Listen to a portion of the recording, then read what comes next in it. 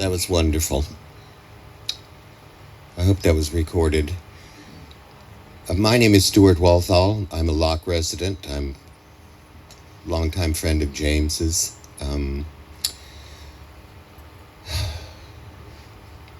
not going to try to top something like that, and no doubt what's coming forthwith. So I'm going to speak on behalf of the Locke Foundation. I've had the pleasure of working with James very closely these last few months. The Locke Foundation is a nonprofit whose mission is to educate the public about the history and the culture and the legacy of Locke. The foundation runs the museum. My goodness, and we have a scholarship program and blah, blah, blah. The important thing is the Locke Foundation is really the only organization that's advocating for the town of Locke. There is the Locke Management Association that deals with all the headaches of trying to take care of the maintenance of the town, but Locke Foundation is to gather and preserve, ultimately display our history. And working with James has been amazing. We all know about Bitter Melon. That is a legacy in itself. But I've been fortunate enough to work with James recently on the Locke Building Survey, where James had photographed in color for the first time all four sides of all historic buildings in this town, which we're going to be able to offer to the public, scholastic institutions, authors, etc. James's passions seem to come back again regarding this town. I don't know if you all know this, but Locke is the largest, most complete example of a rural agricultural Chinese American community in North America. And James realized the national significance of a place like this, much more than even a lot of people that live in this town. It is just a blessing to be able to work with a man like James Motlow, who not only had the talent to capture this, but to carry it forward. So all I'm going to say here is that the cliche about it left a hole in our lives, he won't be replaced, that's no bullshit. There's never going to be someone like James Motlow that especially the Locke Foundation is going to be able to replace. And I thank goodness for everything that he's already done. So thank you for hearing me out.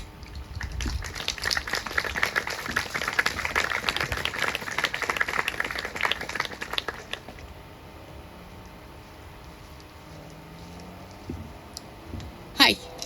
I thought I'd better do this before I have another glass of wine. My name's Sandy. I've been coming and going from the Delta for a very long time. And one day I was at a art fair. And a lot of us were there. And James was swinging this girl on a tree. And I looked at him, and I didn't know him. And I looked at her, and I didn't know her either. And I said, there's two people my age in love. And that was the first time I had ever seen them together. So I want to say what she said, I witnessed the first time I saw them together as a couple. Eventually I would become James's neighbor. I lived there and he lives there. And what I'm about to say is very selfish. And I didn't know how selfish I was until Monday. So I arrived home Sunday night. James met me. He meets me all the time. Says hello. He's got golfing. He's got a little pool. He's got everything going on there on the corner, and he greets everybody. But to me, he made me feel like I had a sense of belonging. And for that, I thank him. And then for the next 3 days, I came home and he was there and he greeted me and said hello and how's things going and asked me how I was, and and that's what he did. He cared. He cared. And he cared so much, that I said to him, "How are you?" And he said, "I'm great. I couldn't be better." He said, "The world's treating me wonderful. My kids are great. My son's going off. My kids are wonderful."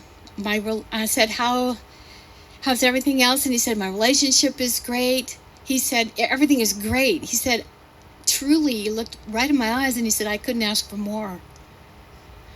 And I believed him. And the next morning, we were standing out here and he waved on the way to the post office. And then what I realized was how selfish I was. That man was so kind. He was so kind. I don't know if I've known anybody that cared about the slightest thing and made it important to me.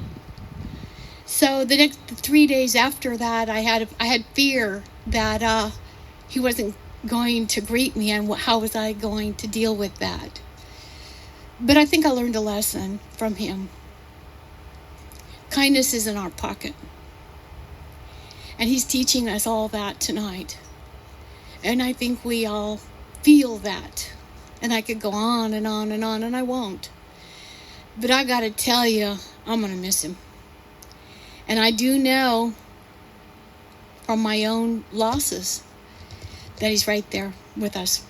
So thank you for hearing me out. Thank you.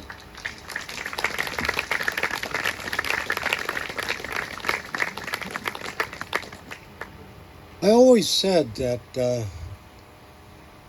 man's defined by his family and friends, especially at a moment like this. And this is really, really special because hard to believe that James passed away on Monday and here we are on Saturday and we're all together. I'm Alex Ng. I'm representing the Chinese American Council, but basically I'm here representing my wife and myself, Joyce. Let me go back a little bit.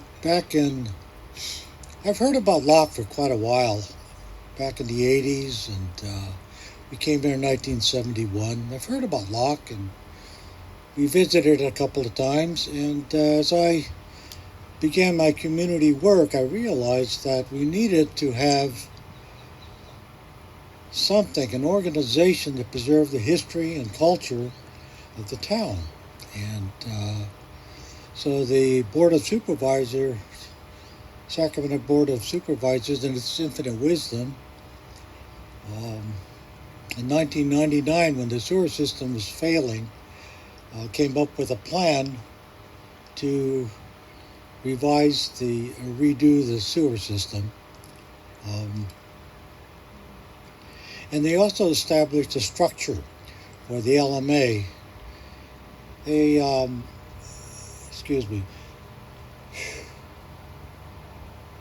They established 3 Chinese American organizations. One of them was the Chinese American Council of Sacramento, which was founded by Frank Fatt. We've always had an interest. It was our main interest to preserve the history of Locke, to get involved with the preservation of the history.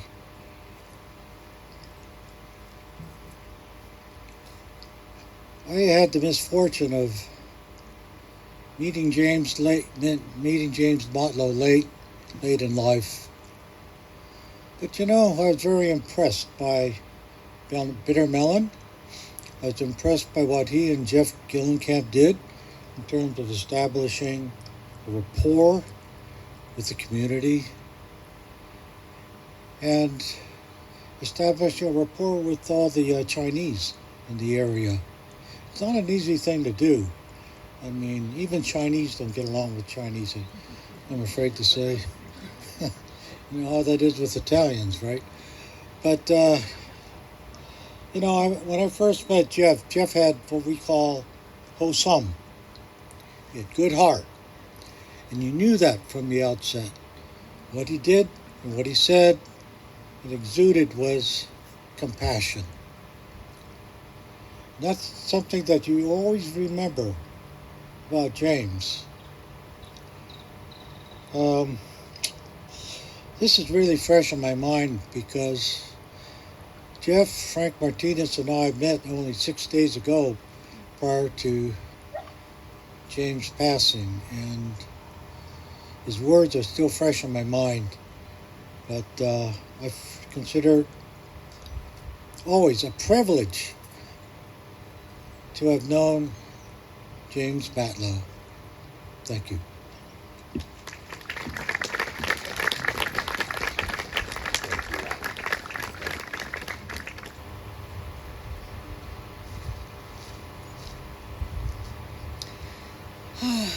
Hi everyone. So nice to see all these familiar faces and ones that I've never seen before, because I really wanted to meet a lot of James's contacts and friends and lifelong friends, because it's a whole part of James's life I never knew. But I was fortunate enough to meet James through Russell when we were in New Jersey at the time, and James would call often from California, and that's how I got to know him. I got to know him on the phone, and I could see how close they were and how, they were just such good buddies, and they just had such a strong connection, and it was wonderful to finally meet him when we moved back to California. But I've been thinking about all the things I'm reading on the internet and things that people have said and who James was to them, and I started to think, so who was he to me? And I had a hard time defining it, actually. I started to think, well, he's a friend. Well, that's not good enough, really. A brother. I grew up with 5 sisters, so I don't even know what a brother is like. So I was like, I guess that's what he was like, what a brother is. Family. Certainly family. A confidant. Russell doesn't know how many times I went to James's porch and said, so was he like this back in the day? When you were all, tell me who he was then, because who is this guy, that kind of thing. But he was just a gem, and everybody here knows that. And before I want to say something funny first, which is, this is how James inspired me. When he moved into Connie's house, there's a little toilet closet right off the laundry room. It's just a toilet. It was big enough for Connie King. I don't even know if James could sit in there. It's so small. But many times going over to James's for dinner, I'd use that toilet. And I closed the door one day, and I thought, I got to do this. So I went back into his study, I grabbed a Sharpie, and I scribbled on the inside of his bathroom wall, for a good time, call James Motlow, 916-776, blah, blah, blah, blah, blah, whatever his landline was then. And, I don't even know if he mentioned it to me. I don't even know if sure, he must have seen it a million times, yeah. But, and then I do want to tell everyone that, fortunately, small town, Walnut Grove Post Office called Russell and I immediately, and we got up there. And he was surrounded with paramedics and the firemen and everything. And I just felt, once they had made their best efforts, I just wanted someone who loved him dearly, as you all do, to give him a kiss goodbye. And I did that for everyone. I just knelt on the floor, kissed his forehead, and did that for you. That's how I felt. I've never done anything like that in my life. I've never kissed someone who has passed or anything like that, but somehow that just seemed right for James. And that's about it.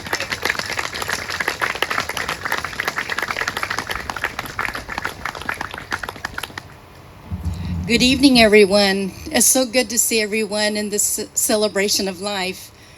We're here because of James Motlow, and he's a big person in our heart, so we do miss him. For all of you, Locke is a special place. It's special because Bitter Melon, through James Motlow's perspective, his eyes, stories through Jeff Gillenkirk, they put us on the map. They get people here to visit Locke. We are a National Historical Landmark, and very proud of our National Historical Landmark. The Chinese came here in the 1861 Swamp Land Act. For the next 20 years, they've actually reclaimed over 88,000 acres of land, so it's fertile soil, fertile land. And James was able to capture some of the histories of the descendants who lived here. And so, Mason, you read some of the preface of Bitter Melon. I like to follow through and read some of the excerpts that I think are really key to what James' contribution to helping Locke. America must have been like a bitter melon for these Chinese who came here experiencing riches, respect, and triumph returned to their home country, and instead encountered segregation, poverty, widespread discrimination. Yes, they persevered, indeed, considering the strength of the spirits of those who survived and the prosperity of their offspring. They have prevailed. They've carved their niche in the gold mountain, and patiently persevering and draw nourishment and even happiness from the melon that first seemed to promise them only bitterness. So Bitter Melon, so befitting that James had named his book Bitter Melon because of the preservation of the Chinese who settled in this area. And he writes at the end there, "My deepest thanks go to the people of Locke. It is my hope that publication of Bitter Melon will help the American people gain knowledge, understanding of the strength, resourcefulness, and character of California's Chinese pioneers, and greater respect for their descendants living among us today." So that's James Motlow. Friend, neighbor, he's always been so helpful, and I know I will miss him because we did tours together. We do educational tours of the town of Locke, and the last tour that we were involved with together was a group of seniors from the Pioneer Housing Complex in North Sacramento area. So his passion in telling the story about Locke, the community, he is so knowledgeable. He's knowledgeable because everything that has been absorbed and living in the space that is so beautiful to him, he's communicated that through his heart to everyone, and it shows in the deep relationships for those that are here and those that have known him so closely.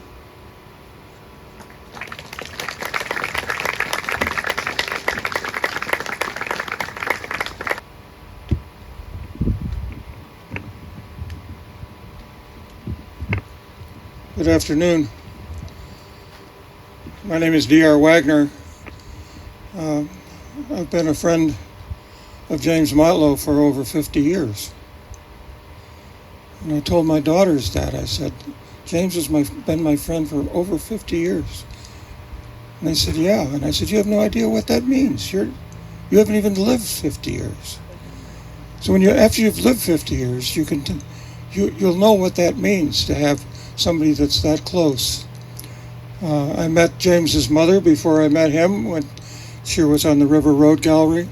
I played with a band that played down here in what's now the Locke Garden. It was called the Toolies then. It was a pizza place. We made music down here. I hung around with James when he lived at various locations in Locke, and he imbued in me a great love for for this town and for the Delta overall. And after spending over 30 years teaching at the University of California at Davis in the design department, I had the opportunity. I called James up one night and I said, James, I want to move to Locke. And he said, I don't believe it. He said, you couldn't have called at a better time. Just last night, a space became available. And spaces do not become available in Locke. It's everyone that comes out here goes, oh, I want to live here. Do you really? Do you really? You know, we don't have a gas station. We don't have a grocery store. But we've got the most wonderful people that I've ever met. I've been here, lived here since I retired, almost 10 years. I'm a poet and a musician and a visual artist, and have been in that area of activity all my life. At one point, I hired James to do a photo essay of Sacramento's Chicano community. And it was the first time anybody had done anything like that. And the city of Sacramento helped sponsor it through the Comprehensive Employment and Training Act. I was in charge of all of the artists that they hired. And James's documentation of that is certainly equal to what he did with the town of Locke. He brought the people of the Washington community into the spotlight, and we wound up working together on a number of other projects. For a while, I had, crazy that I had 5 galleries going, all nonprofit, and one of them was at the Housing and Community Development Department in Sacramento, and we did a Delta show, and we showed what they called at that time Class K housing, which was housing that the hippies built. That didn't come up to code, but they were the most charming things you've ever seen. They were great. I had great admiration for what they did, and James helped me get the people together to present in the show, and we presented 3 or 4 very, very well-known photographers for that. We managed to stay close. He went down to San Francisco, of course, and was a captain on a ship. And when he came back, we struck it up really very quickly again. And I've been out here going on 10 years now since I retired from UC Davis. I continue to write poetry and make music as I am able. And I wanted to read just a poem. Now this isn't about James.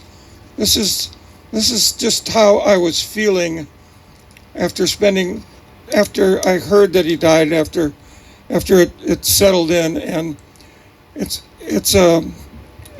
I was thinking about another American poet named Wallace Stevens, who I greatly admire. And this poem came through as one that needed to be said. So, indulge me. It's called A Possibility of Breath. This space between here and the clouds seems careless, but for fleeting beauty and a wharf for docking weary eyes to something not covered with the dust. A dreamt majesty that doesn't stare, but remains an argument that there is a sweet, staring distance between all things. Waking as we do from whatever uncertain depths we direct ourselves in so-called sleep, we find the wide heaven, the sparkling haven where we no longer need to make choices, but use the energy we have gathered to quell time's complaints about everything that is not dead, forgetting even our own names, living here without bodies to see, the low owl plummet, rising of the morning. Thank you for indulging me. Thank you, James.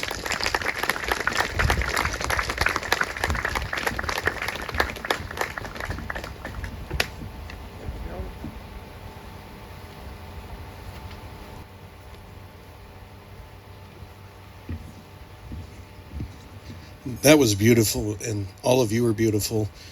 I'm Steve, and this is Earl, and we wanted to fill you in about another part of James's life, and that's working on the bay on the ferry. We're former co-workers of his, and the salty part. yeah, everything every one of you has said about James is true, absolutely true, and it extended to how he related to all of us. James was a friend, he was a mentor, and he was very patient with those of us who had steep learning curves, especially me when I tried to learn how to drive a ferry, stepping up from being a deckhand. And it's not for lack of trying. James did his best, but I just wasn't qualified enough to do that. However, one of my coworkers, a fellow named Gene, referred to him as Obi-Wan. And it's true, because he was trying to teach me how to drive a Bay Cruise boat into the dock at Pier 39, which is no easy task. And it's the only time I've ever seen a captain drive a boat with three hands.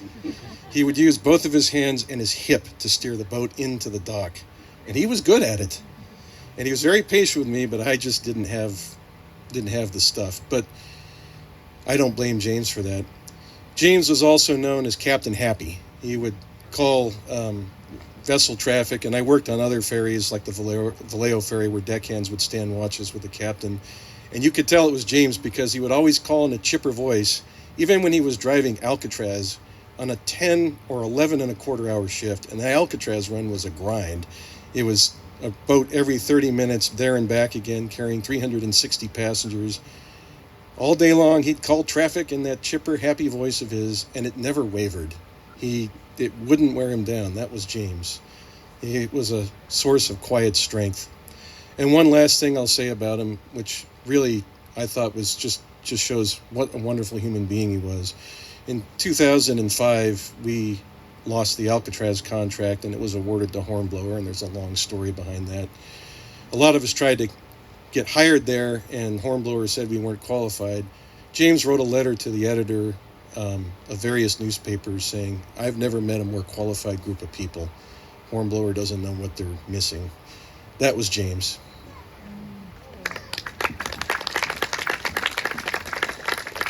I first met him around 1980. That's about 40 years ago, I guess. 42 years ago. We were deckhands together on one of the boats. It was one cruise in particular I can remember. He was a cool, calm, calculating person that knew exactly what to do when a riot broke out on the boat. The boat, I don't know if you've heard this story, but the boat ended up on the dock. The door opened up. The riot spilled out onto the dock. They continued to riot. He was up on the top of the boat with a garden hose, just spraying them all down. I don't know if it slowed him down very much, but the sirens in the distance did, and they all scooted out after that. But I really enjoyed working with him. He was a wonderful deckhand. I learned a lot from him. He was very expert at what he did. Then when he became a captain, he was also very good at that. And I think he took some of the hardest shifts on some of the most difficult runs on the bay. A lot of people didn't want that, but he did a great job of it. But I still remember talking to him even after I quit being a deckhand and had my own boat business. I saw him almost every day, and I'd say hi and we'd talk, and was a wonderful guy. I'll miss him.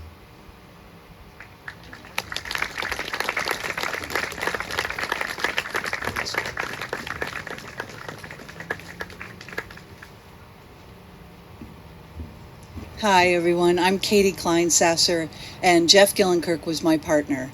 And as many of you may know, they died in incredibly similar way, very suddenly and very shockingly and way too soon.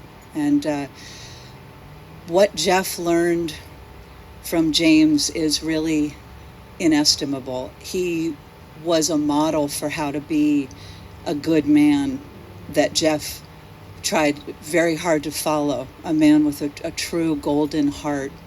And when I met James, that's sort of when I decided I loved Jeff, because I felt like if you have a friend like this who loves you like this, then that says, it says worlds about you. And they were really like brothers. And Lucas Gillenkirk, who's here, back here somewhere, was like a nephew to him. And they called each other Yim and Yef. And that were their nicknames. And after Jeff died, I found that all of his passwords were Uncle Yim. And so it was like he was very much, he was just with him all the time. And when he died, Max and James were among the first people at my house. I don't even know how you got there as fast as you did, but you did. And of course with Lucas there and my daughter and all of us in total shock. And James made it clear to me that even though Jeff was his friend first, he would be my friend for life.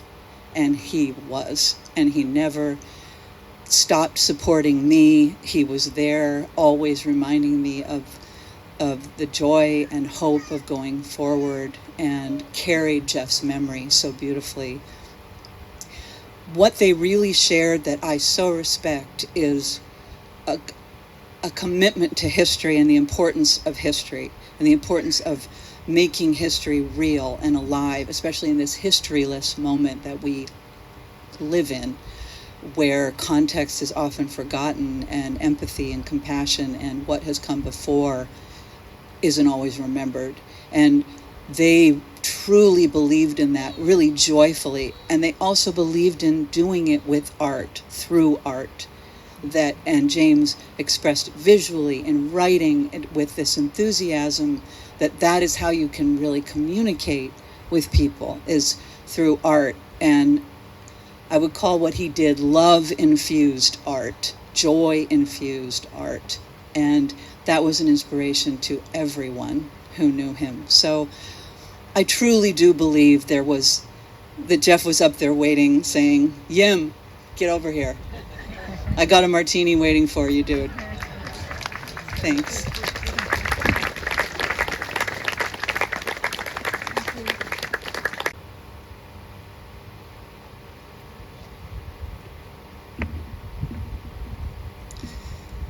So happy to see so many people here. My name is Montserrat, for those who don't know me.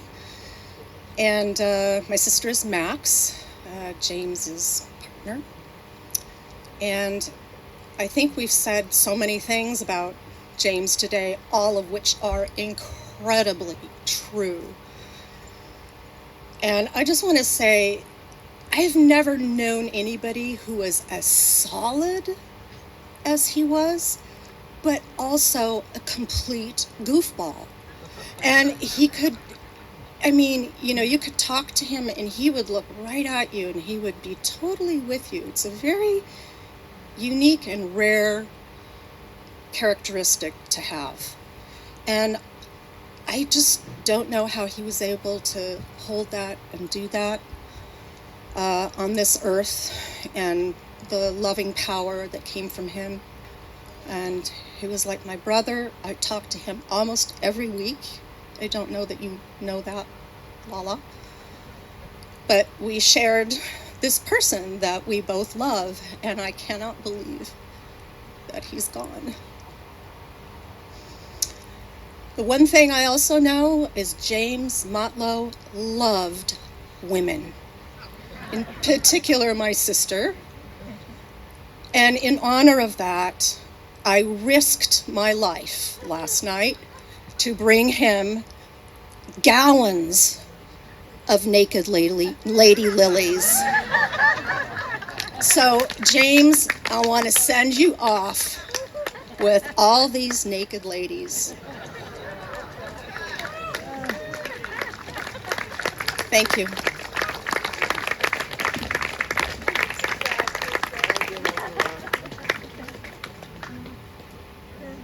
It's so wonderful to see everyone. I'm Alice Anderson, and I was brought back to Locke by my bestie, D.R. Wagner. We're both writers, and it was such an honor. If you know Locke, you know that there is the inside Locke, right? The people who live here and keep it going and keep the legacy going and tell the stories. And then there is an outer circle of those of us who absolutely adore Locke, adore everything about it. And we're the people that, want to move into Locke, right? We're like, I gotta find my chance, right? So I first came to Locke. My family moved from the Mississippi Delta in 1976. And my mother had given my father an ultimatum. She said, we're leaving Mississippi or I'm leaving without you. And so my father convinced her we would move to California. Of course, she thought, oh, beaches and, all of that. Instead, we moved to South Sacramento. And we moved to Greenhaven Lake. Our house was the second house built, if you know Greenhaven, on the lake. So it was very rural at that time. And my father was a huge gambler. And so I first came to Locke in the 70s. We moved in 76 because I was my father's cover for gambling. So he would say, well, Alice and me are going down to do A or B or this or that or something at the church. But really, he would come down to the Delta. His best friend lived in Ileton, and he would gamble. And he would tell me to bring a book and to entertain myself. Well, one night, he was in Locke. I don't know where he was. And I was reading as the sun was going down, and that beautiful Delta breeze that James loves so much was blowing. I just felt it again. It felt like a hug from James. I think I'll always think of it that way. And my father didn't come back. He usually would come back after a few hours, but I waited and it got later and later. And, I just sort of hid out on a porch that I found in Locke. And so when DR he moved to Locke and he brought me with him, and I connected with all these wonderful people. And because I'm a writer, I'm working on a novel. And I said to James, the novel is set in 1976 because it stayed in my imagination all this time. And I said to James, can you tell me some stories about Locke? And he told me about terrible fights on Main Street and, the people that he had photographed and his friends and all these beautiful stories. And it was one of those perfect Locke days where we started out, Russell was kind enough to let my children make some boards, and then James barbecued, the master barbecuer of Locke, for us. We all brought food, and then we sat around the fire, and he told me many of these stories. Well, at the end of the night, I had stuff to take back to my car. I brought a big platter of food and some other things, and DR had given me some books, and James said, oh, let me help you to your car. And I'll never forget that moment standing with James and thanking him for telling me these early stories of his life in Locke. And I have had this character in my novel. I think I've changed his name 422 times. I never know who this mysterious man is. And the other morning I woke up and I just thought, it's James. It's James. And so I started to write into that. But that night I thanked him. I said, these stories are just magic to me, to a girl who came here in the 70s and was just captured. And he said, well, Locke is magic. Locke is like the whole world in one small town. And he said, but how did you come to Locke in the 70s? And I told him about this night that my father had kind of abandoned me late at night in Locke. And he said, you're the girl. And it was then I realized that this man, I was probably 13 at the time, who had come and sat with me for hours and just chatted and talked until my father finally came, was James. We'll miss him. Thank you.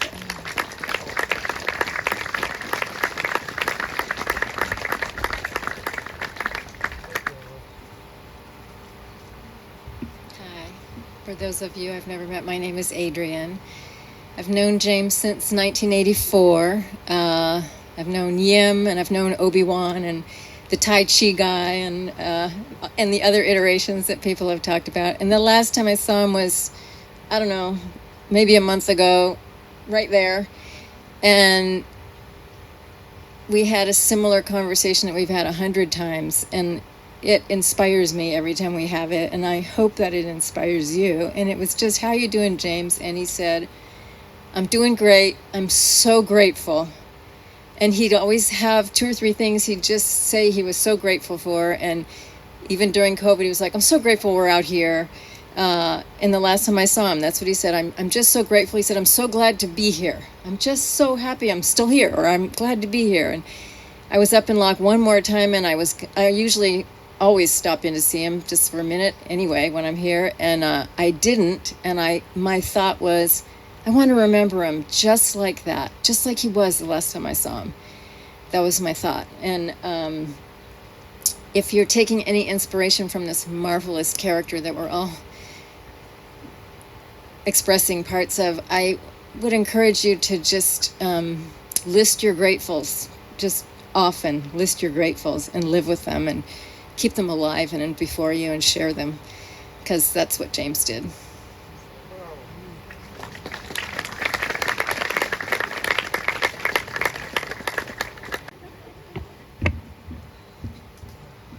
I'm wearing this shirt in honor of James because he always had some kind of Hawaiian shirt on. He's always felt like he was ready to party.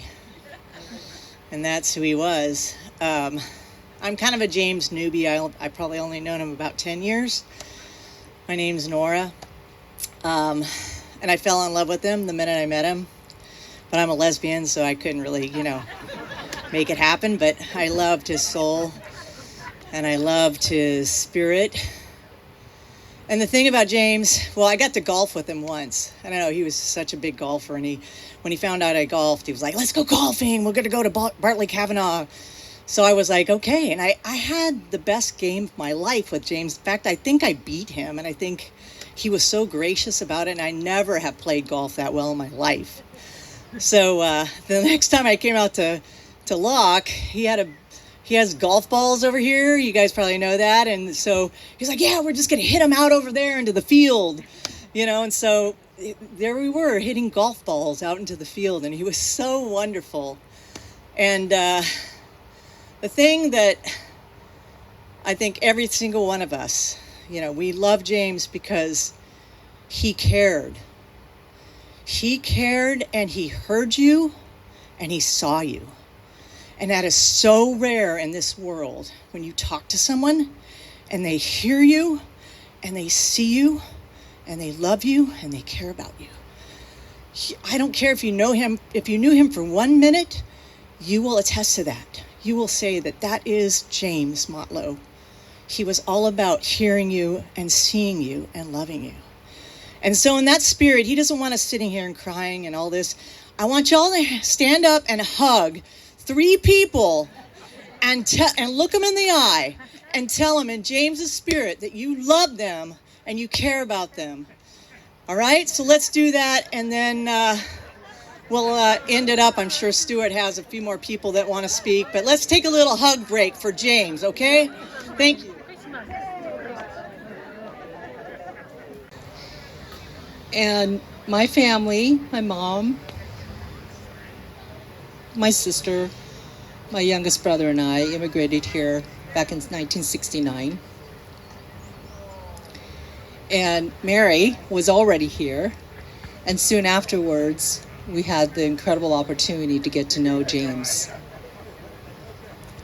And I'd like to think of James as this ever-present, effervescent kind of individual. He was exactly that.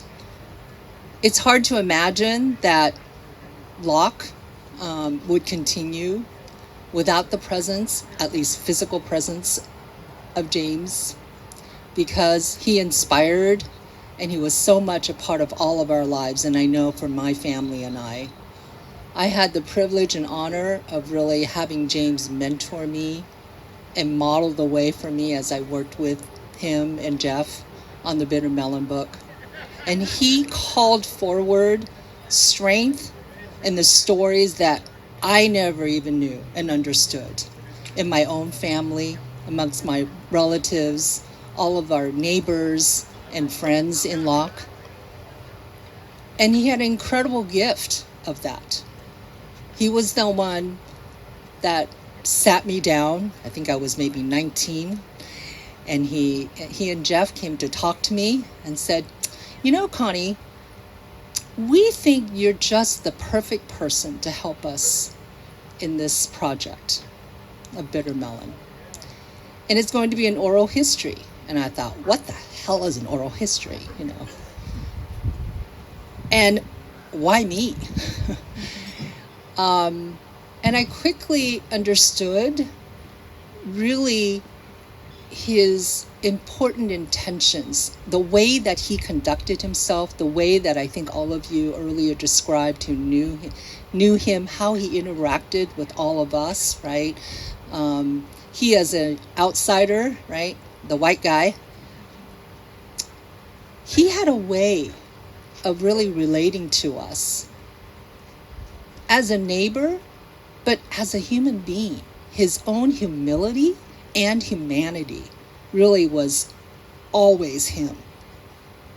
And that's what I understood when I sat next to my neighbors, asking them questions that I never thought I could possibly ask my elders about. But James said, it's okay. Tell them you really need to understand those stories and that history, because this is a part of your history as well, and that you are here to absorb all of that and to retell it, right, to the world and help us retell it. And so really that project, I don't even call it a project, it was really a life's work that James and Jeff, right before his passing, really inspired in so many ways. And I will always forever be grateful that I had a small part in that, and that I was able to work alongside as a young'un, and, you know, alongside these magnets, you know, these creatives and talents that I thought, my lordy, you know, why am I doing here? What am I doing here? And it's really only since the last, I would say, 10, 12 years that I really understand, you know, the impact of that. And James helped me with that, and helped, I think, our community, right, in Locke, and our Chinese community, to really understand the importance of that. And so I'm so grateful that all of you are gathered here to honor my brother. It's going to be really hard to not come back here and not see him, not get his huge bear hug, you know what I mean, right? And those twinkly eyes, you know, just sort of like looking at you and touching you in such a real way, visceral way. And so I lost my own younger brother about 3 weeks ago. And it's just so hard to lose yet another one. But I know that Wesley, and so thank you for holding this community in this gathering so that we can say goodbye and to honor your incredible father. And, you know, James and I used to kid each other because he said, well, your mom brought me over another Costco chicken. I said, oh gosh, what did she have you fix this time? Because it was that, right? It was just a matter of that was the humanity in him, you know. So I don't know how many chickens he took, you know, with him, but just know, James, that we are here, and it's because of you, and because of your beauty, and because of your love. Thank you.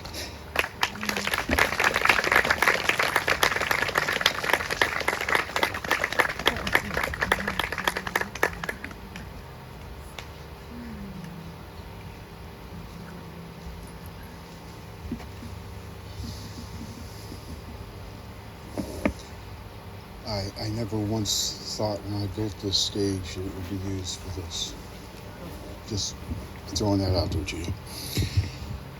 I've known James off and on for a number of years, unfortunately more off than on. I had written a piece a few years ago based on a book written by the French philosopher Voltaire called Candide. I don't know if any of you are familiar with the work. James was a great history freak, as I'm certain you guys might know. In the book, my beard's in the way. In the book Candide, Candide is struggling with life. He comes under the guidance of Professor Pangloss, who teaches everything is wonderful, period. And the book at the time was intended as a satire. It was deemed heretical, you know, all the church stuff and all that.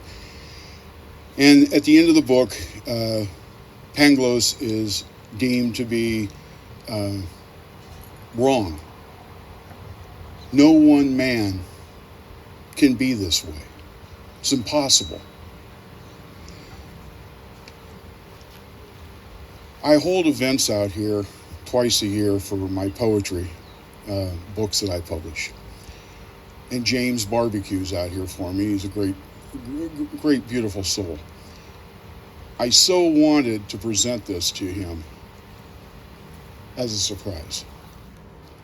Unfortunately, I'm going to present it to him in spirit, and with all that I've heard here today, I hope that his friends can take this to heart, because when I first read Candide, I was in my early 20s. I have spent my entire life trying to answer that question. Was Voltaire right? Is it impossible to live like this? Or is it possible that a human being can live this way? I answered the question after knowing James, and the answer is yes.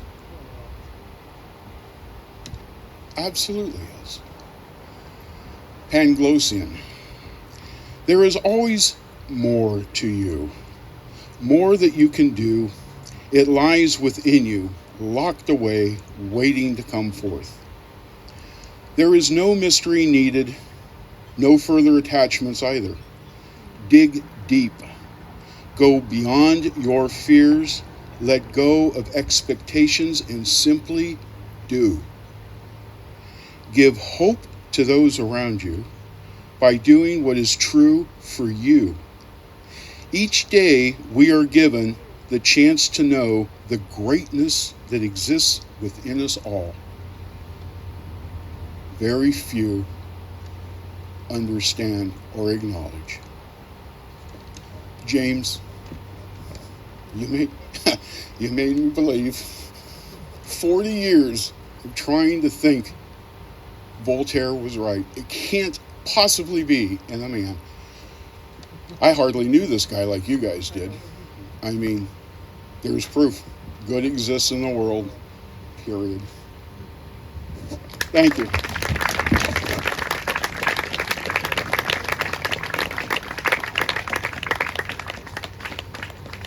Hello, everybody. I'm Norm Spalding, and I was the dentist here in the Delta, off and on for almost 50 years. I first came here in 1976 to work in a clinic above the Central Market. It was I came once a month, and one of my first patients there was James Motlow. And he invited me to Locke. I had no idea what I was getting into. But I came and I sat there with him under his table. I think Russell must have been there, and maybe Stuart, I don't know. But he invited me, and he was just so welcoming and such a friend. He became my first friend here in the Delta, and he's the one that got me coming back to Locke. And in Locke and in James and Russell and Stuart, I found my community. So that's my appreciation. I think a lot of you are here because you met James walking through town, and he was always so friendly and so welcoming. Anyway, I just wanted to say thank you, James. Thanks very much.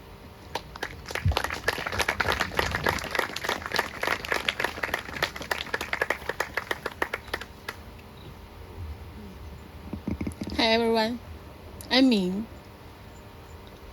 I'm from San Jose.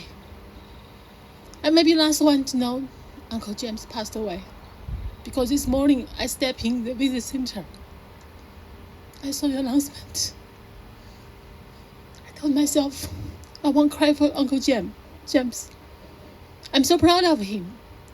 About 4 years ago, I was working on my documentary, which is about Locke. And everybody talked to me, you should interview James Matlow, the writer of Peter Manem. Okay, so I was writing a letter, and I wrote a letter to James asking for an interview, and he quickly scheduled an interview in Mac's backyard in San Francisco. So I was very new filmmaker back then, and I carried my tripod, my camera, and I head to San Francisco. I did a so great interview in the backyard, Mac's backyard. And this guy inspired me so much about the history. And I can feel every word of love to Locke, to this land. So finally, I named my documentary, The Land of Locke, L-U-C-K, which refers to Locke, this lucky place for all the people. But I was very new filmmaker back then, so I was shy to release this film, and I just thought I still need to work on it, keep on working it. But I just feel so uneasy when I try to share it with Uncle James first, and he gave me so encouraging feedback. So today I would let you know I will release my film shortly in name of Uncle James, to memorize him. Uncle James, I'm so proud of you. And we love this land because of you. Thank you so much. My name is Carol Lee. I am with the Locke Foundation and with the Oral History Project. The last time I saw James was probably just a couple weeks ago, and in true James form, he was doing something again with telling the history of Locke and all that, but this time it was a little different. It was to educators, so it was basically educating educators about the Chinese American experience, and I was just a small part of it, but in being there and hearing him as he spoke to all these different people, you could see their eyes light up. You could hear the questions that they then insightfully asked because they got it, and it was because of James. So I think it was it wasn't his last thing, because even Saturday I spoke to someone else who said, yeah, he and I are going to be working on this project together, this joint thing. And so James was just always one of those people that's always thinking of something else to do for his beloved Locke. And so I've heard the word heart several times, And in Chinese, the word heart, the character for heart, actually looks kind of like a heart. And the word heart is in, for example, love. It's in the middle there. There is that character. There is also that character in the word memory. So if you just think something, that's one character. If you add the word heart, at the character for heart at the bottom, it's memory. And so in memory of James, he's in my heart and will always be. And I'm sure in yours as well. So thank you, James, and goodbye and hello in a different way. So, thank you.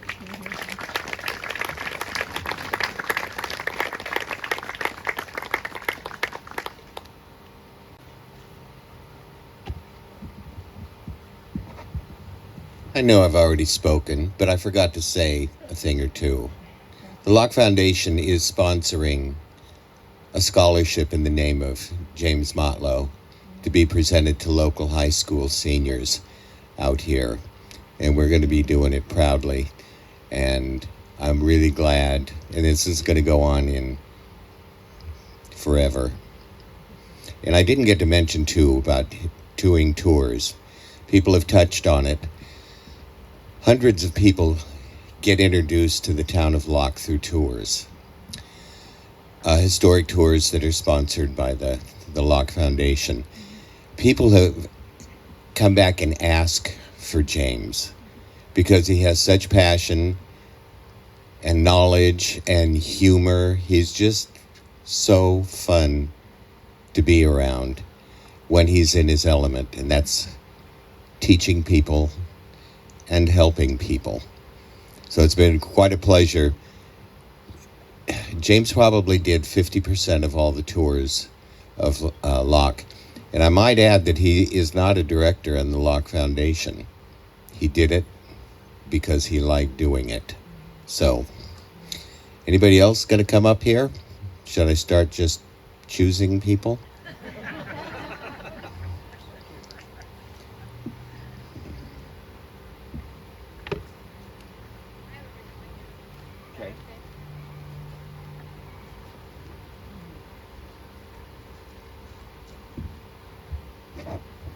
I could stand up here all day and tell you more.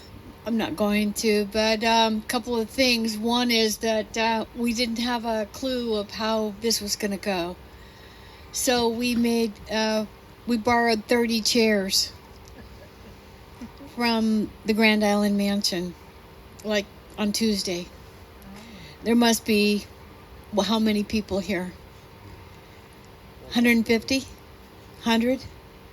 4 times as many, maybe 5. So we invite you to share. And then I'm not going to ask her to come up and say much, but I would like to say there's a lady in the back that's standing next to Max, and she was the person at the post office. And she gave her all. So please turn around and praise this woman who gave had an experience of a lifetime and gave it all, and serves us all in the community, and we love her dearly. And so, honey, we liked you, okay? But now we have a deep love for you. And honey, honey, James was here before you. I thought you were, there's just a lot of things we're all learning about each other, so we all invite you up. Okay.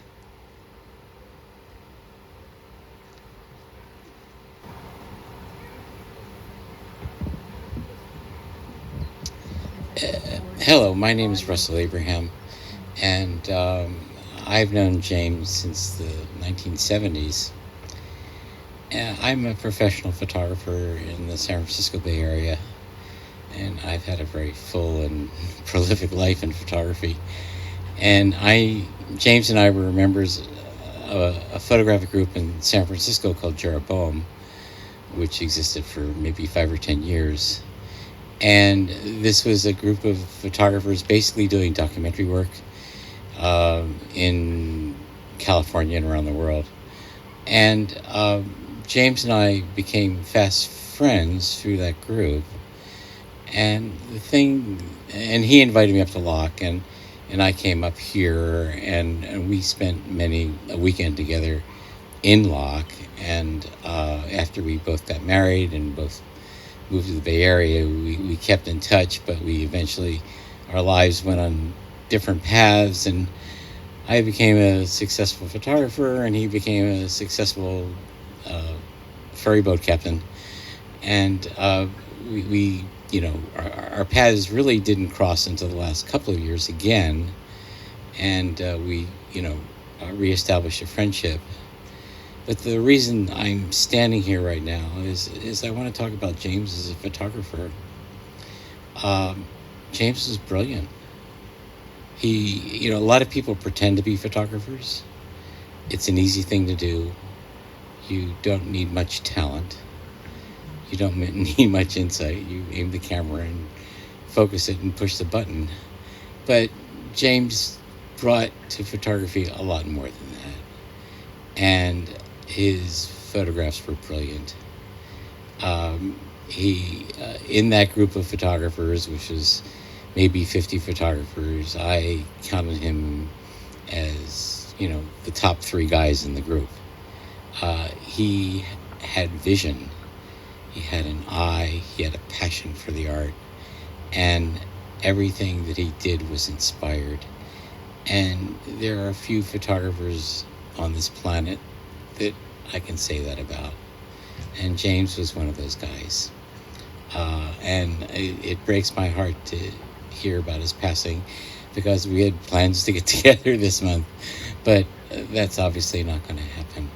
But I just wanted to let you know that aside from being a wonderful human being, his art was exceptional. He was one of the best photographers I've ever known. And that's from someone who's done this for a really long time. Thank you.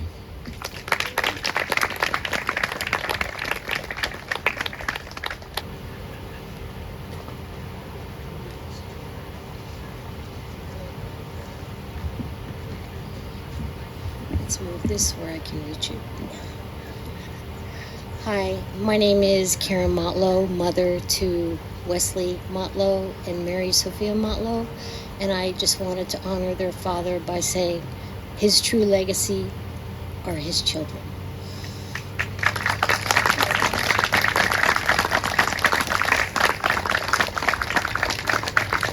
Thank you for coming.